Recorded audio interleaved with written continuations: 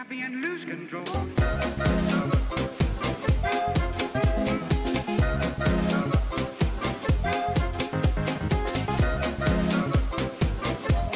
Buenas tardes. Bueno, muchas gracias por venir. La verdad que es una alegría.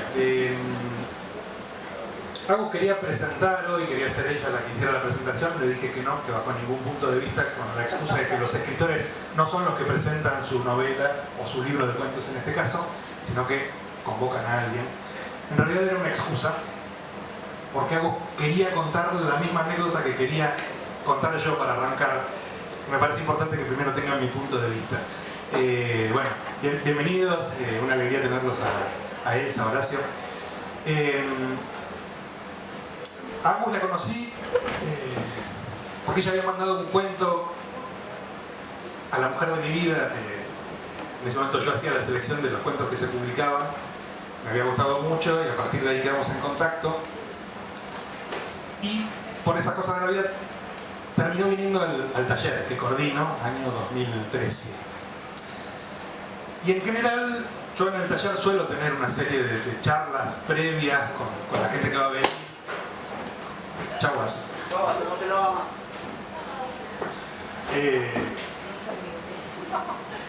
No se rompió el vino, que no más importante. Sí, quedó que se rompió. Cuando tengo charlas previas con alguien para venir al taller, básicamente lo que intento es intentar estar en una sintonía mínima. Esas charlas en general son por mail, a veces son por teléfono. Y una sola vez tuve una charla presencial previa a pedirle a alguien que venga al taller efectivamente, y fue el caso de Agus, sencillamente porque me parecía que no nos íbamos a llevar bien, que iba a ser un desastre. Me parecía que era una mina muy jodida, leyendo lo que escribía, el cruce de mails. Entonces le dije de juntarnos antes, una semana antes. La sensación que me quedó fue que efectivamente era una mina jodida, que estaba en presencia de una mina complicada, cosa que sigue persistiendo, pero que tuvo una variación leve pero fundamental. Y es que es una mina absolutamente franca.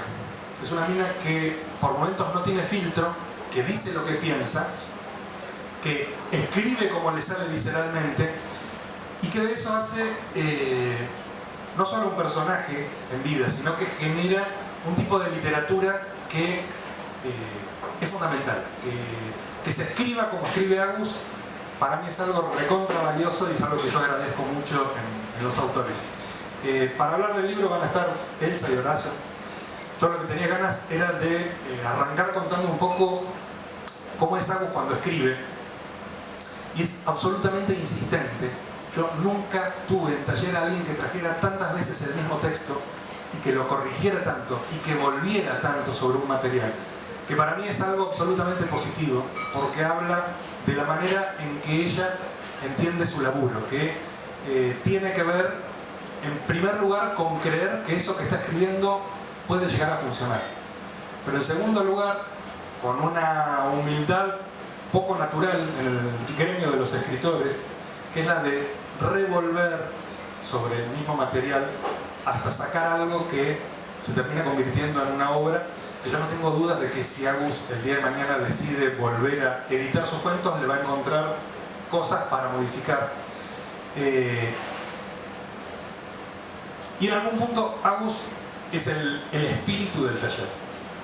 Es como la guía espiritual que va poniendo una pauta de conducta de cómo hay que escribir. Y con ese cómo hay que escribir claramente no es un deber ser, sino algo que tiene que ver con el deseo. Que yo pocas veces lo vi en alguien a lo largo de tantos años que mantenga vivo el deseo de escribir con tanta insistencia y que tenga esa habilidad de transmitirlo con tanta fuerza. Así que para mí la verdad que es una alegría poder estar hoy acá acompañándola desde este lugar de compañero que la verdad me llena de orgullo. Y lo único que tengo para decir del libro es que está buenísimo. Para decir vayan y cómprenlo, están los editores. Yo, como estoy haciendo la prensa, les digo vayan y reséñenlo, que es fundamental. La verdad que es un gran libro que tiene unos cuentos recontrapotentes que hay una vitalidad ahí que a mí me llena de asombro. Y la verdad es que me da un poquito de envidia ver cuando alguien escribe con tanta intensidad y lo sostiene tanto en el tiempo. Así que felicitaciones. Gracias al correo de Gino, Nicolás.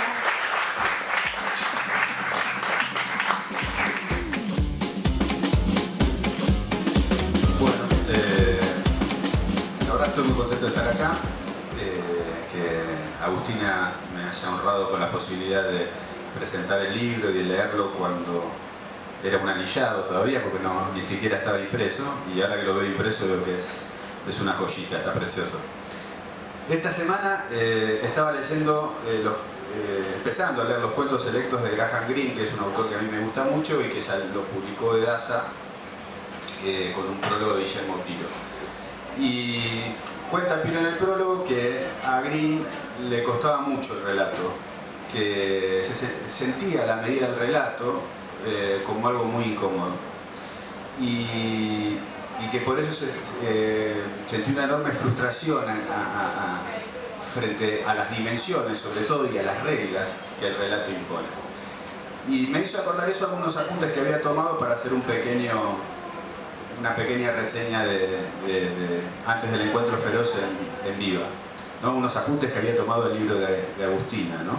Y yo planteaba en esos apuntes, que me puse a anotar en casa, que escribir un cuento es crear un universo que pueda condensarse en 8, 9 páginas, 10, tal vez un poco más, a veces un poco menos. Y es una tarea complicada porque el gran desafío está justamente en esa brevedad, porque es como una carrera de 100 metros llanos. Una pequeña falta en el compás te hace perder la carrera, seguramente. Y si es crear un universo, significa, no es algo metafórico, sino que es algo concreto. Hay que crear un sistema, un mecanismo de relojería armónico, que cada parte, que cada palabra, que cada sensación, que cada emoción funcione. Ninguna puede estar de más, ninguna puede funcionar a menos. Todas tienen que estar sincronizadamente andando, porque de cada parte depende el todo. Y ese todo tiene cosas dichas, cosas no dichas. Y es el todo o el caos. Esto es así, si alguna parte no funciona, el cuento desbarranca. Graham Greene decía que una de las cosas que más le molestaba del cuento era que ciertos conflictos que él en una novela podía desarrollar cómodamente en 60 páginas, no los podía resolver en la medida de un cuento.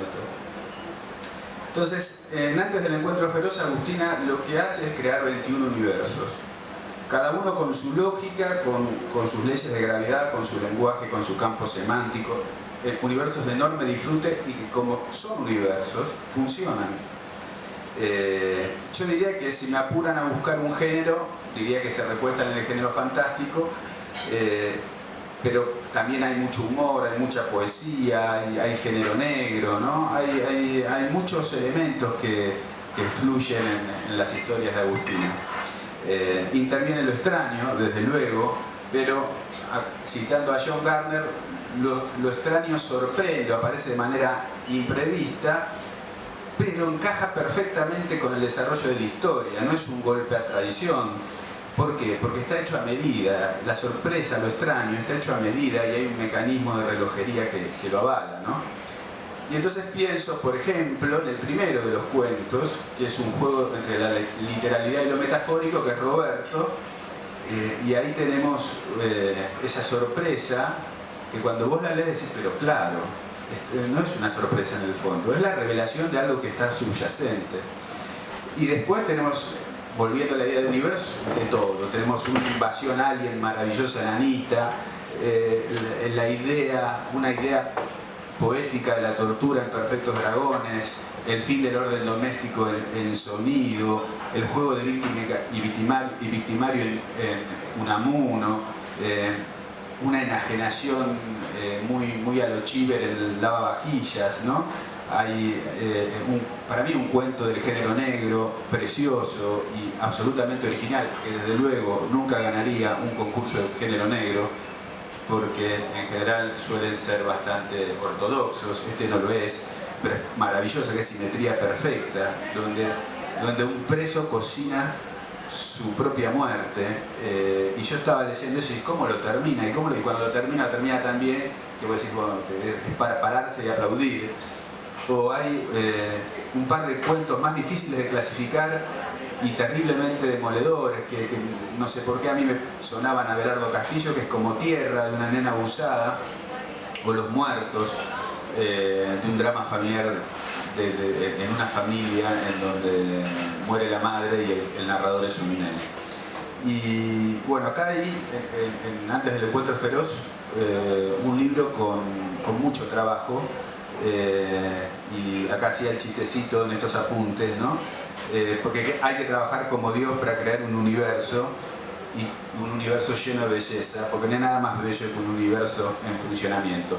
Y esto es, antes de un encuentro feroz, un universo en funcionamiento. Bueno, a mí me interesó muy particularmente leer estos cuentos. Me parece, coincido con Horacio en que hay 21 universos, y creo que un poco lo que yo tengo para decir tiene que ver con eso, con esto de el tipo de universos que hay acá, que más allá de que sus historias puedan abrevar, también estoy de acuerdo en distintos géneros, creo que tiene una característica muy intensa, muy poderosa, que los vuelve originales realmente. Es un libro de cuentos sumamente original. Y un poco de eso quería hablar. Por un lado está el tema del surrealismo, o sea, yo creo que sin excepción todos los cuentos que trabaja Agustina construyen un universo que tiene reglas o realidades que no tienen que ver con las realidades cotidianas donde nos movemos aparentemente, y que rozan el absurdo, el disparate, el delirio, y exploran eso todo el tiempo. Por el otro lado está la poesía. Creo que incluso hay un cuento que no es casi un cuento, que es Arquitectura, donde todo trabaja con una especie de poetización. Podría ser un poema en prosa, podría pensarse como un poema en prosa. Hay una microficción que es extraordinaria, que ganó un premio, ¿no, Agustina? Una microficción de 2 líneas, que es realmente extraordinaria, que fue premiada en su momento. Yo la conocía por eso, porque había leído la microficción que ganó el premio en el concurso, y que también se acerca fuertemente a la poesía.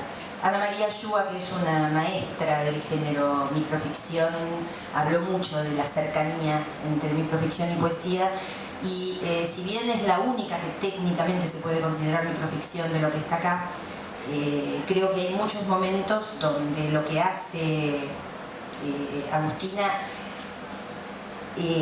realmente se acerca fuertemente a la poesía.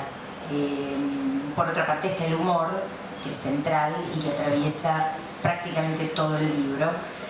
Un humor también muy particular, un humor muy negro, muy feroz, muy poco esperable y muy poco políticamente correcto, pero concreto, que se siente ahí. Entonces, estos universos que se construyen son universos muy raros, son universos que pueden, no voy a decir hacer reír porque es mucho, pero sí hacer sonreír, que pueden horrorizar, que pueden hacer sentir que estamos entrando en una mirada muy loca de cada uno de esos mundos.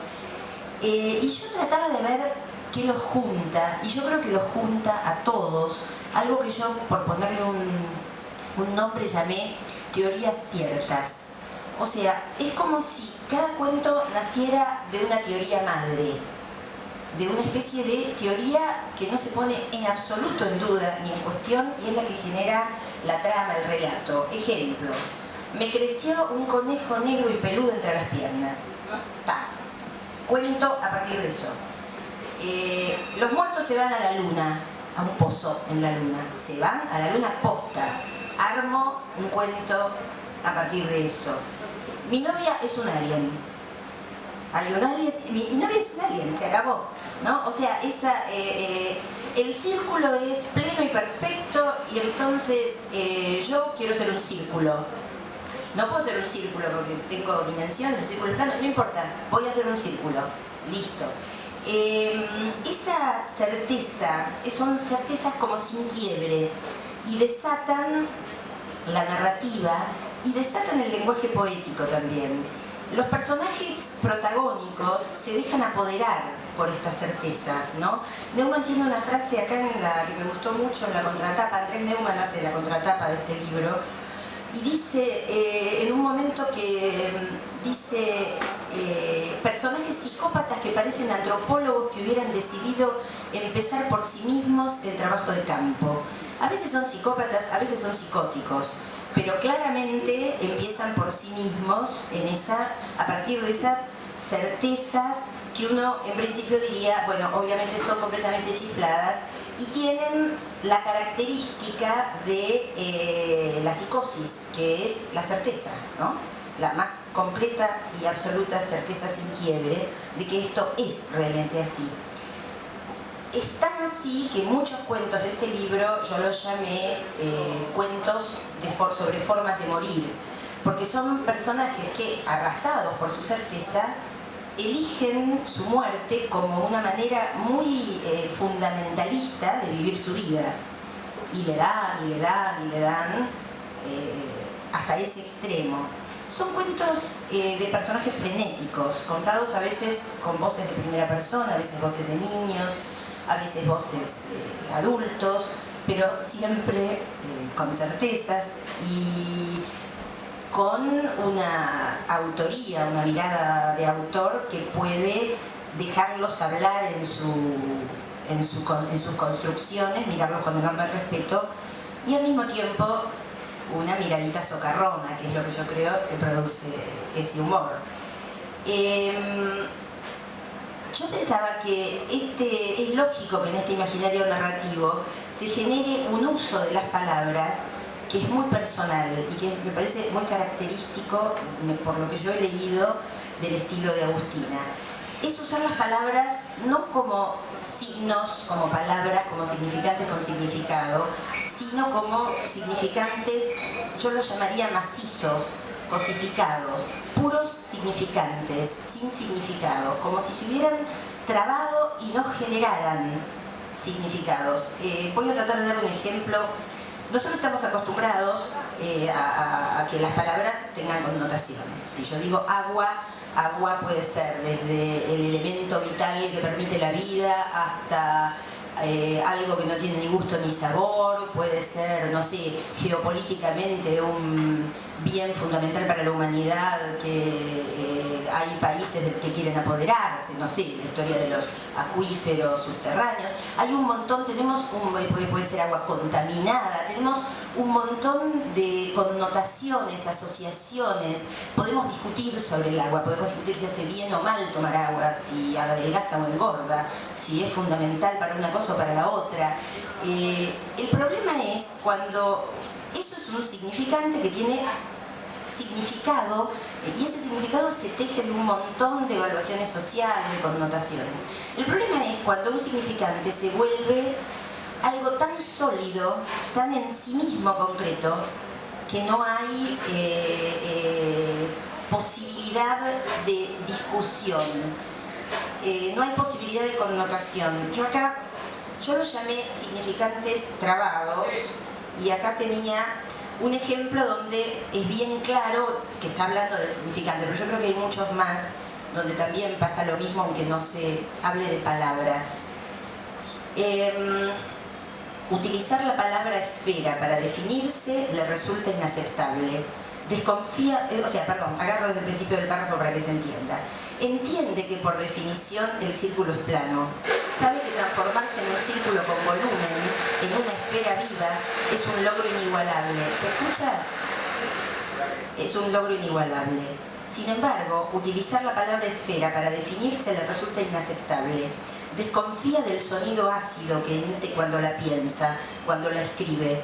El sonido la detiene, la trastorna. Descarta la palabra esfera, la escupe, la arroja y la olvida. Adopta la palabra círculo porque eso es lo que quiere ser. Ven como el significado acá se ha vuelto una especie de cosa que se quedó pegada, no hay modo de discutir alrededor de, bueno, pero en realidad vos no sos plana, no podés ser, no importa, ¿no? Bien, este tipo de trabajo que nos produce mucho humor y que tiene mucho que ver, una vez más, con lo que les pasa a las palabras, con los psicóticos, también aparece con las sensaciones. La cosificación, la concretización de sensaciones. Tengo dos ejemplitos acá, que también son hermosos. Pensó que el aroma de la leche era frágil y la palabra lo sorprendió. El aroma de la leche frágil. Y cuando lo pensó, la palabra lo sorprendió. Y este, que también es hermoso.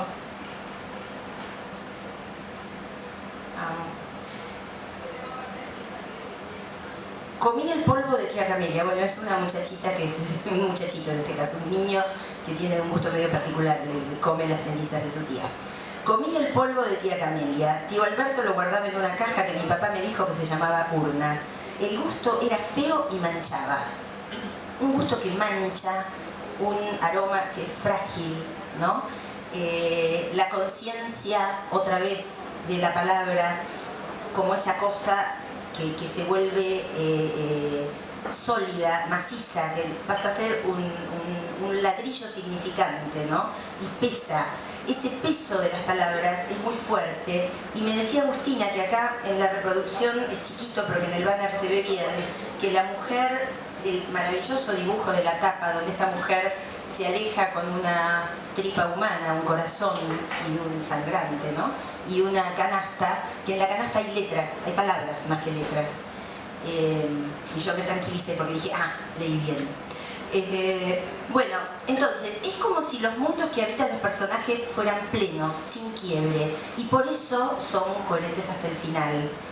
Y por eso también la cercanía que tiene este libro con el lenguaje poético, porque la poesía en realidad especulariza la fuerza de la palabra como constructora de mundo completamente autónomo. La poesía se diferencia de la narrativa por eso. Eso no significa que la narrativa no pueda tocar y rozarse con la poesía y fundirse, y como en el caso de algún cuento de acá, incluso confundirse, ¿no? O como en el caso de una escritora que me parece que es una de las influencias de Agustina, que aparece en un epígrafe, que es Marosa di Giorgio. Lo que pasa es que Marosa di Giorgio es mucho más igual. O sea, Marosa di Giorgio es un flash, es impresionante, pero una tiene la sensación, después de haber leído 5, 6, 7 textos, que Marosa di Giorgio sigue escribiendo eso y eso y eso, mientras que me parece que lo que hace Agustina tiene un trabajo con propuestas mucho más variadas, pero hay algo a partir de ese mundo infantil, algo de cierta ferocidad loca que creo que está, y de surrealismo, ¿no? Que creo que está acá.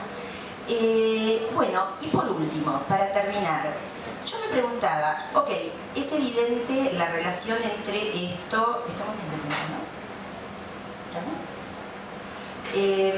Yo me preguntaba, ¿cuál es la relación entre este tipo de trabajo literario que yo emparento con ciertas cosas que también pasan en la psicosis, pero la psicosis no es literatura, la psicosis es una enfermedad, es un problema de constitución subjetiva, no tiene nada que ver con el arte, no tiene nada que ver con la literatura.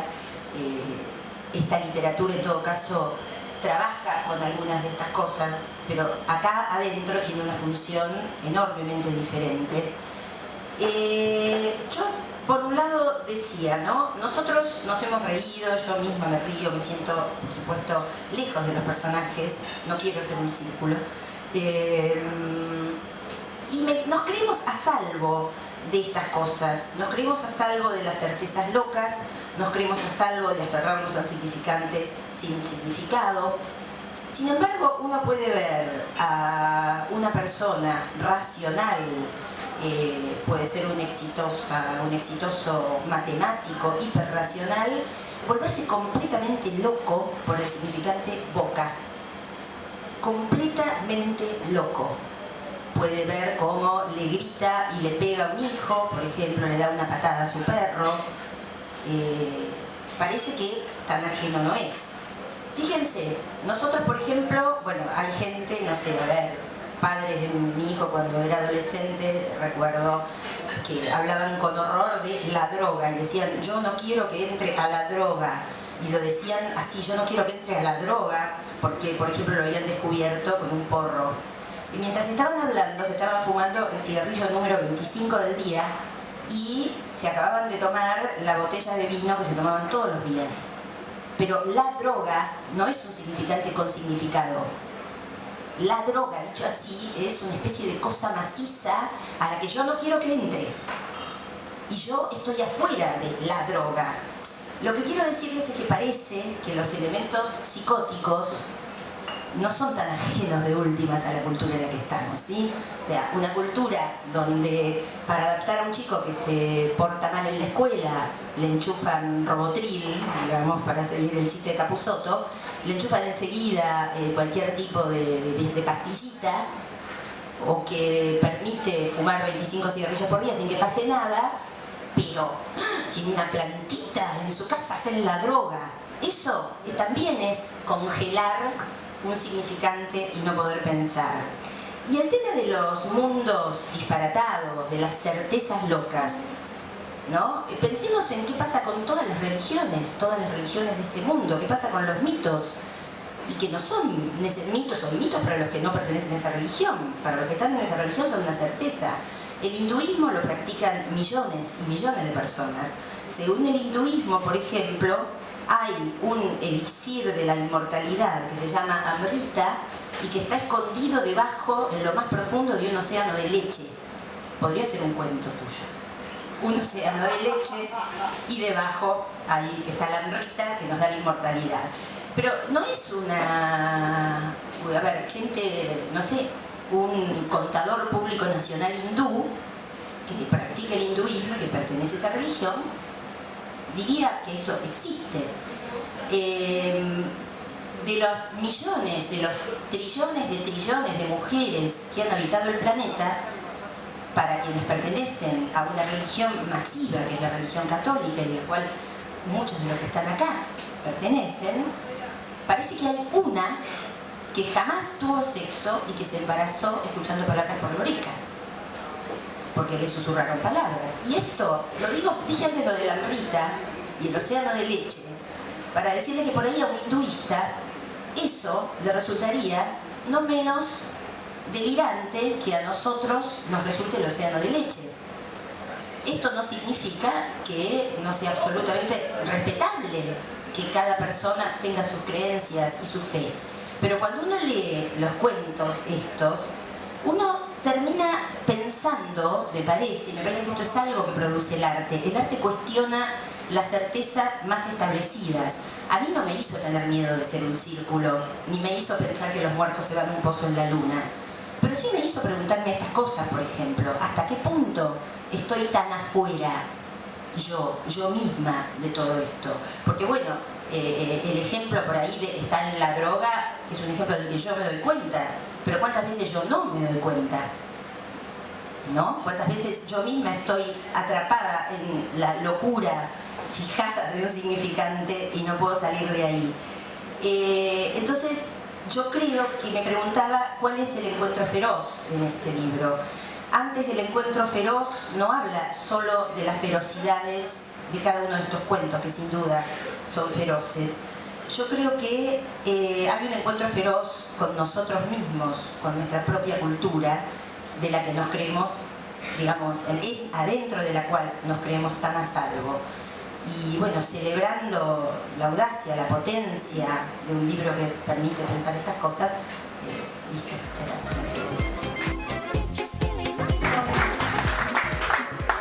técnico me dice que corte todo lo que iba a decir, pero me tomé el tiempo y son 12 minutos más o menos.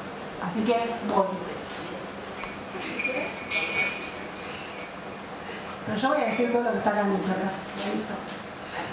Bueno, primero, gracias a todos por haber venido.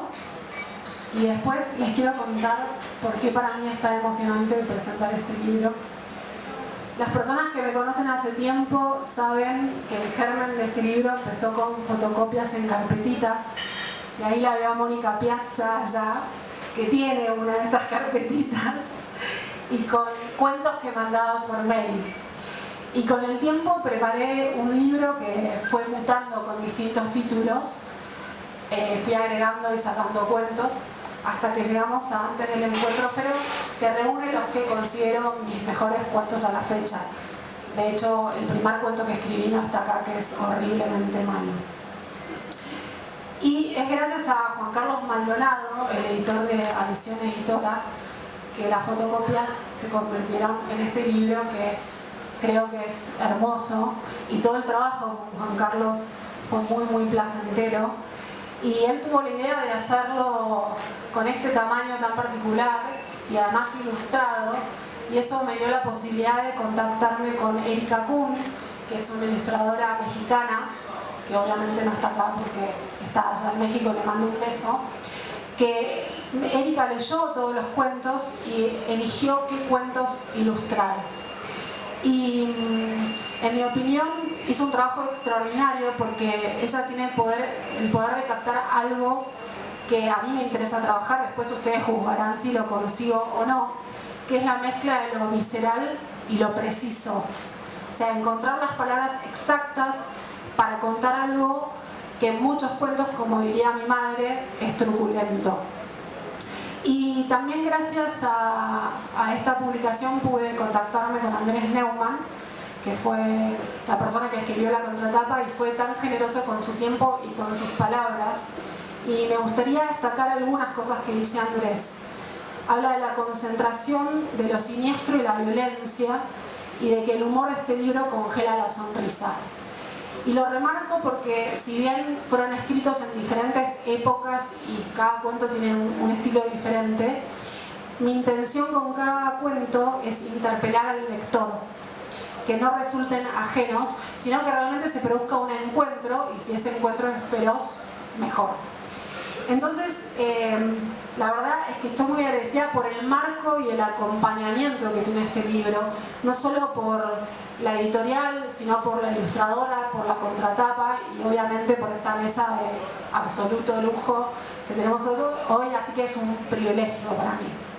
Y el primer cuento del libro, que ya lo nombró Horacio, se llama Roberto. Lo escribí cuando tenía 20 años y no dan cuentas mentales, en el taller de Liliana Díaz Minturri, que está por ahí, que es otra persona sin la cual definitivamente este libro no existiría.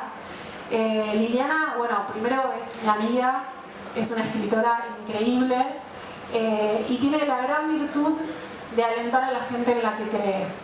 Y Liliana me decía, cuando iba a su taller en el palier de su casa, si para la semana que viene no me traes un cuento, te echo del taller.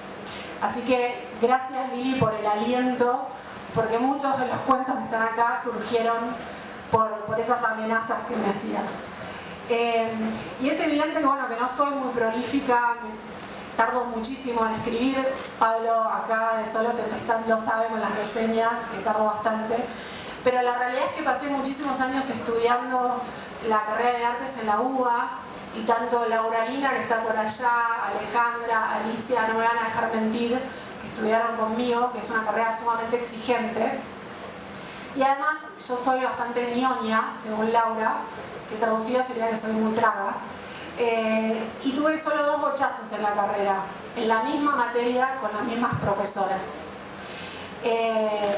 La realidad es que hoy está todo bien con esas profesoras, inclusive una me dijo que podía venir hoy acá, pero en ese momento me bajaron el promedio y me bajaron bastante los humos, y tenía muchísima rabia y escribí un cuento que se llama Infierno, donde hay 3 viejitas, son malísimas. Justamente en la mesa de examen había 3 profesoras con un pájaro que lo tortura en una jaula, no para nada literal el cuento.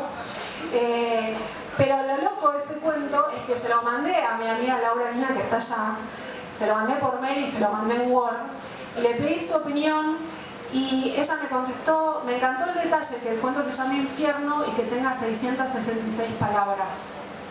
Yo le dije, Laura, nunca conté las palabras en mi vida, o sea, me acabo de enterar que tiene esa cantidad de palabras. O sea que por supuesto que desde ese momento corregí el cuento para respetar esa cantidad de palabras y ustedes tienen todos un cuento endemoniado en el libro. Y hubo otras materias que me inspiraron, una de ellas es medieval, dictada por Nora Gómez, que la adoro, que no pudo venir hoy, y gracias a eso surgió el cuento de arquitectura, que es un cuento, que es el último cuento del libro, es un cuento donde el personaje principal es una iglesia gótica. Y también gracias a Nora surgió un cuento que se llama Sin lágrimas. Yo la estaba ayudando a ella con la tesis doctoral y estábamos estudiando los comienzos de la ciudad de Buenos Aires y me topé con un personaje que es el protagonista del cuento, que el tipo básicamente lo que hacía era ir a los funerales a comer, porque en ese momento se hacían grandes banquetes. Y iba, no le importaba el muerto, iba, comía, contaba chistes y se murió de una indigestión. Entonces yo dije, tengo que escribir un cuento con esto, y así surgió Sin lágrimas, y además me trajo otra alegría, que fue que ganó un premio en Cuba, una mención, y en ese momento no existía Facebook, y mandé un mail a mi familia diciéndoles, me gané esta mención, alguien me paga el pasaje a Cuba o me voy en moto como un Che. Y gracias a Dios mi tío no entendió la ironía, me dijo, yo te pago el pasaje. Y me lo pagó y viajé a Cuba gracias a eso y conocí ese país increíble.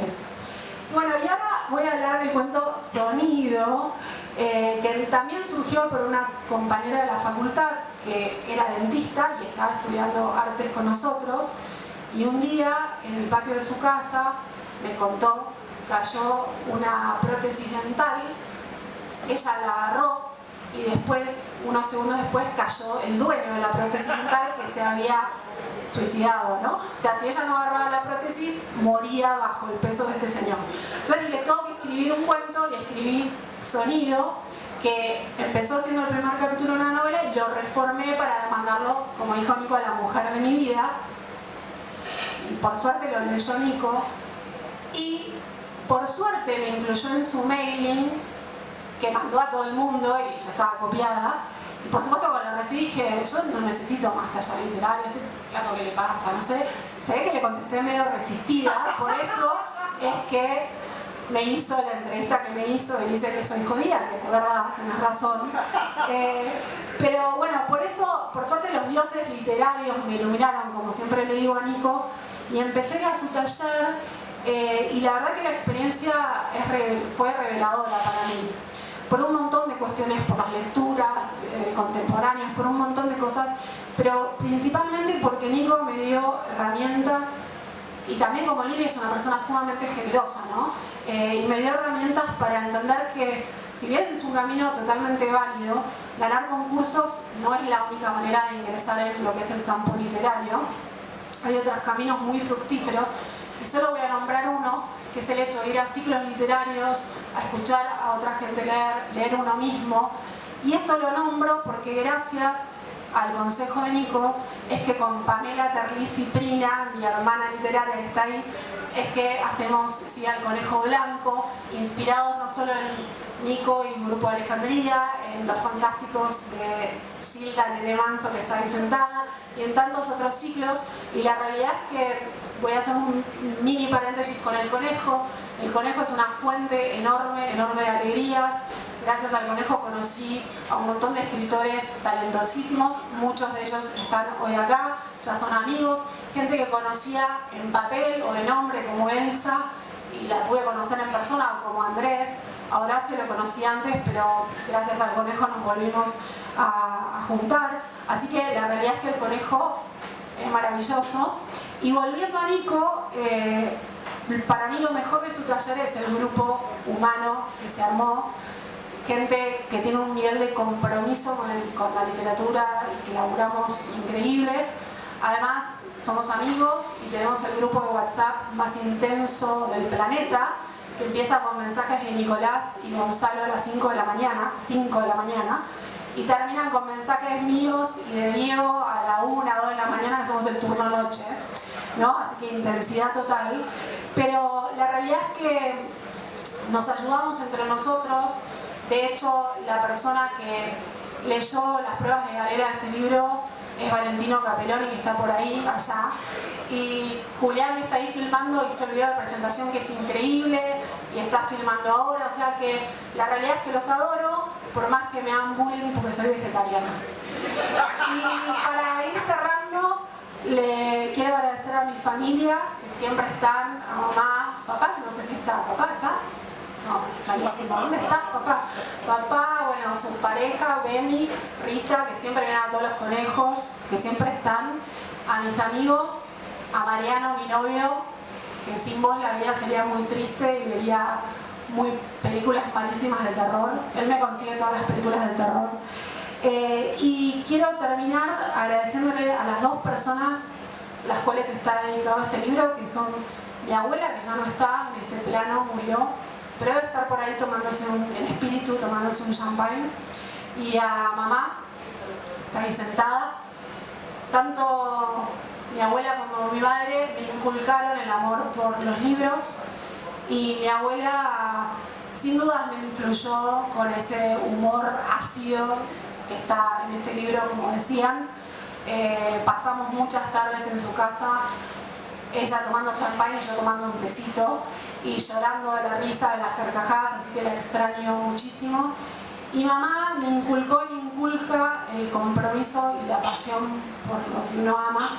Ella es socióloga y formamos un muy buen equipo porque me manda sus textos de redes y ONGs para corregir y me pide que le haga los PowerPoints en los momentos más terribles del laburo. Ella me pide el PowerPoint y yo le mando mis textos que no son ficcionales, por ahí reseñas o artículos, y no le mando ficción porque dice que escribo de manera truculenta, que tiene razón, y siempre quiere que cambie los finales a finales felices, o sea que no va a suceder con mi mente perversa, mamá. Concluyendo, lo que me gustaría que se llevaran esta noche es la certeza de que sin el apoyo de tanta gente valiosa, este libro no existiría, y por eso estoy eternamente agradecida.